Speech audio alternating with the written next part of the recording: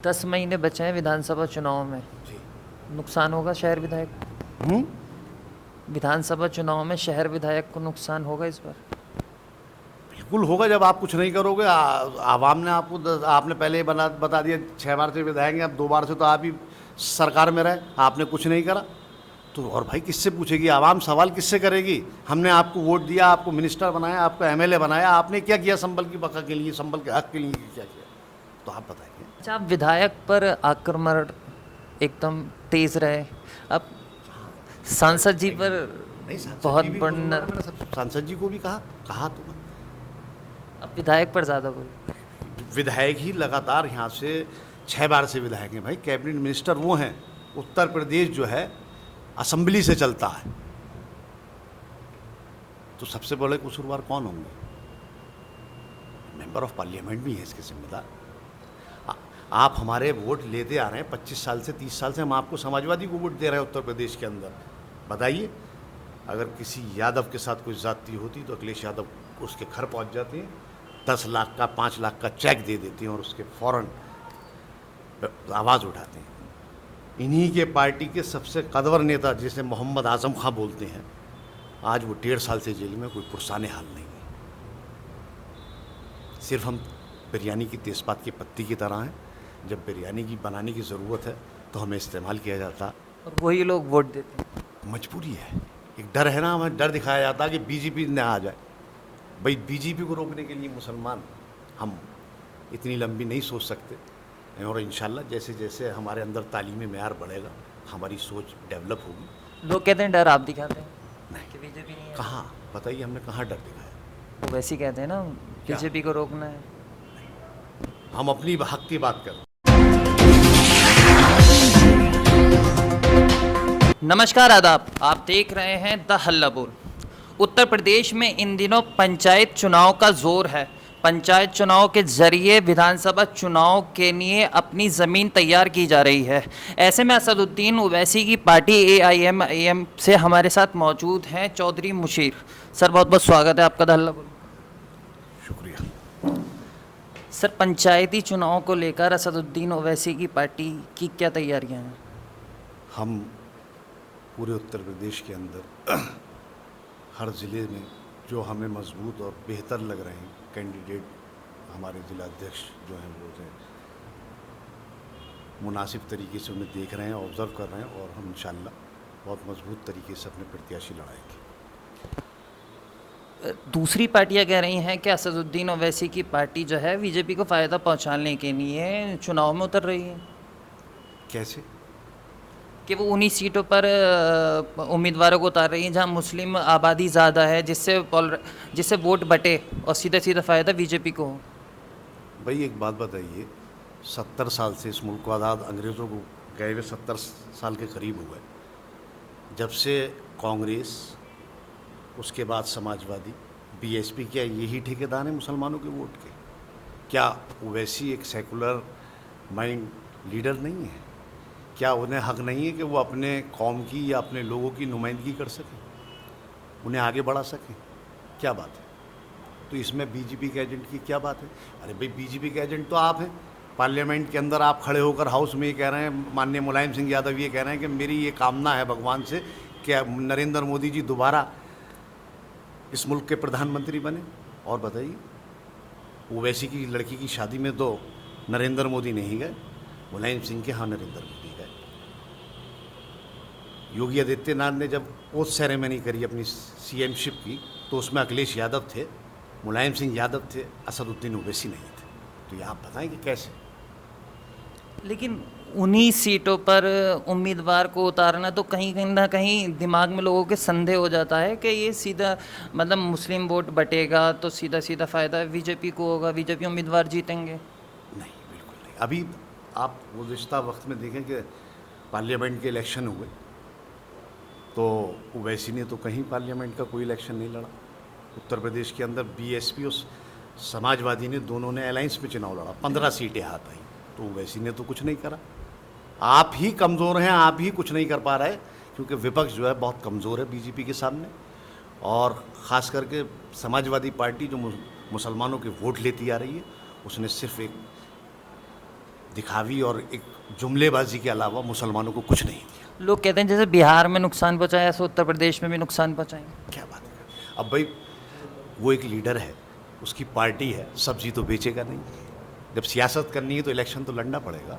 कहाँ बताइए, हमारी 9 सीटें, हमने 20 सीटें लड़ाई बिहार के अंदर, 20 लड़ाई, 5 हम जीते, 9 पे हम सेकंड नंबर पर रहे। हमें तो कांग्रेस ने नुकसान पहुंचाया। हम 20 सीटों पे लड़े तो 5 कामयाबी, 9 सेकंड पे, हम 9 सीटों पे सेकंड पर रहे, तो हमें तो नुकसान कांग्रेस ने पहुंचाया।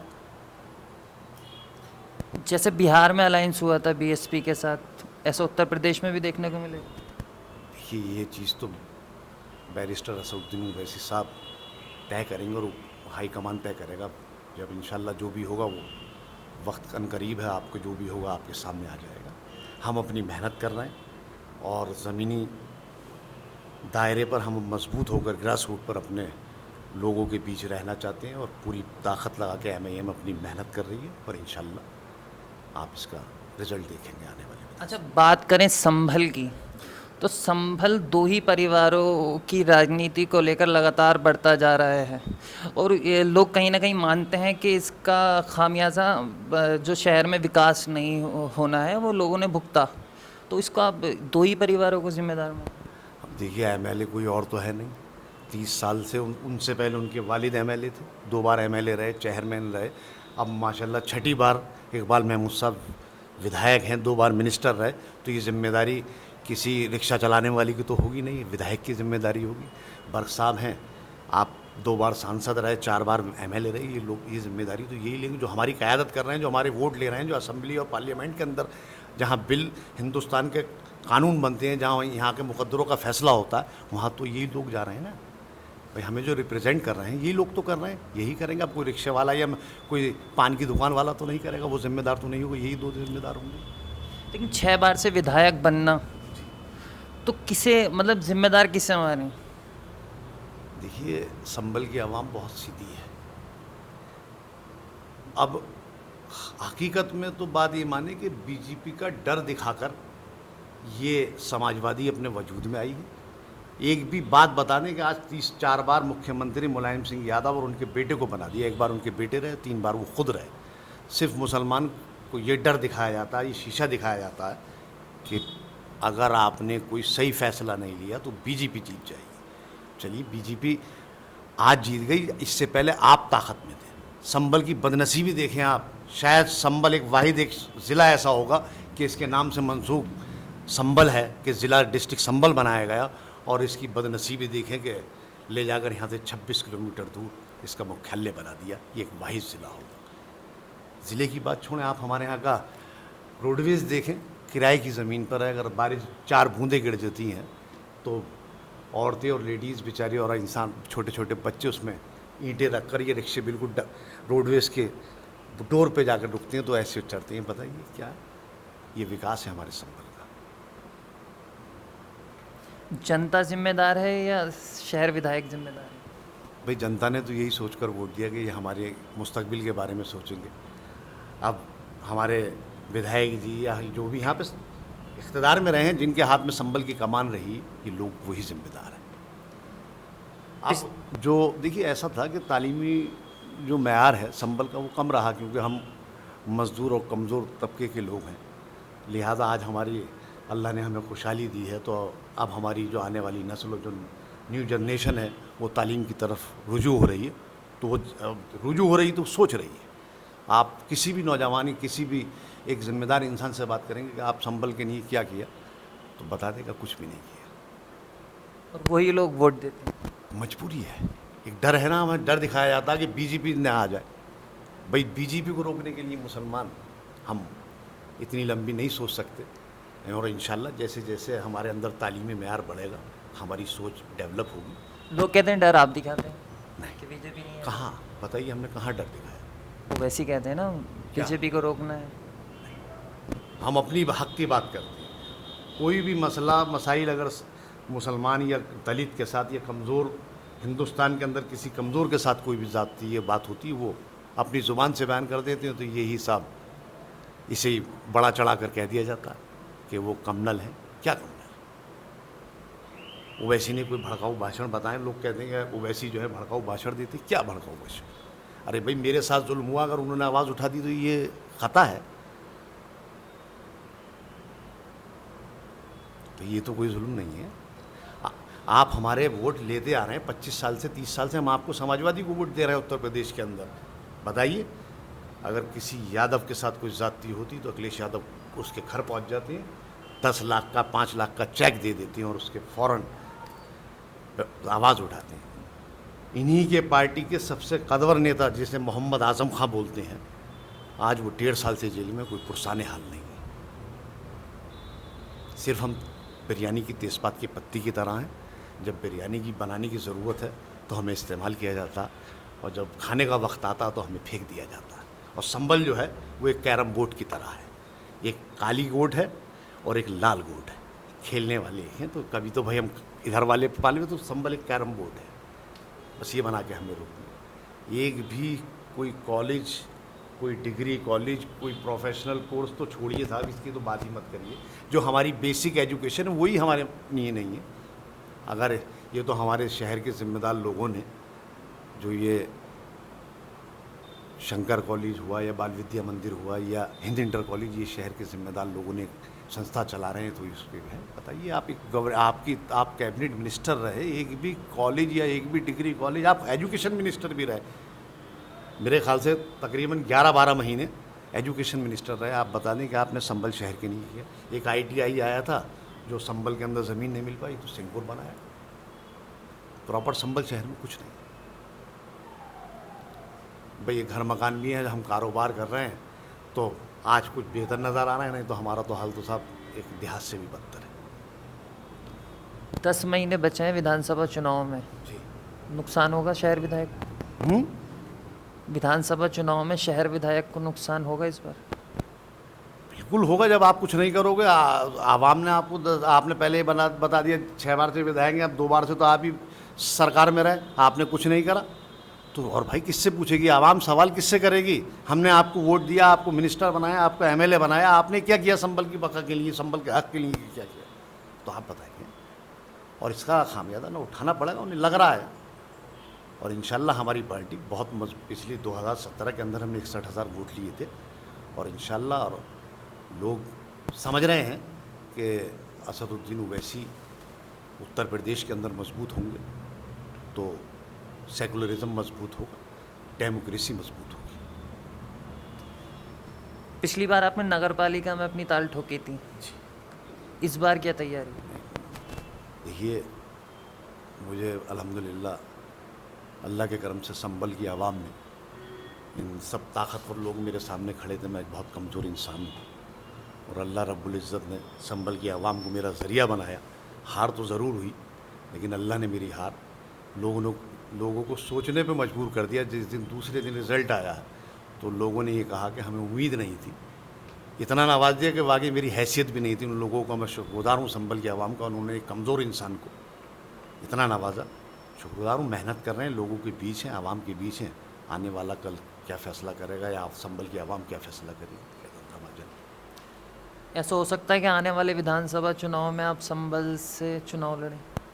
देखिए, अब मेरा तो अभी चेयरमैन ही का एजेंडा कह रहा था, बाकी आवाम तय करेगी, वह पार्टी तय करेगी किसे लड़ाएगी, क्या करेगी। मेरा तो अच्छा, विधायक के खिलाफ गुस्सा है, लेकिन विधायक के खिलाफ चुनाव लड़ने से डर रहे हैं आप? लड़ाएंगे, हम नहीं लड़ाएंगे। हमारी पार्टी मजबूत प्रत्याशी उतारेगी, लड़ेंगे। अभी तो पार्टी का काम है, किसे लड़ाएगी, मेरे हाथ में कौन सी पार्टी लड़ाएगी। अच्छा, अगर व्यक्तित्व की बात करें, अगर आप को चुनाव लड़ने का मौका मिले विधायक के खिलाफ? मैं हर उस इंसान के साथ खिलाफ खड़ा हो सकता हूँ अगर मुझे ये लगता है कि संबल की बका के लिए, संबल के हक के लिए किसी ताकतवर शख्सियत के आगे भी खड़ा होना पड़ता है। ये मेरा मिजाज है।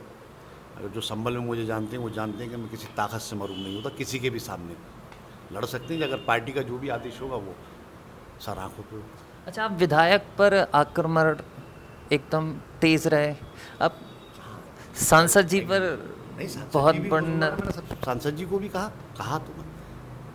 अब विधायक पर ज़्यादा बोले। विधायक ही लगातार यहाँ से 6 बार से विधायक हैं भाई। कैबिनेट मिनिस्टर वो हैं। उत्तर प्रदेश जो है असेंबली से चलता है,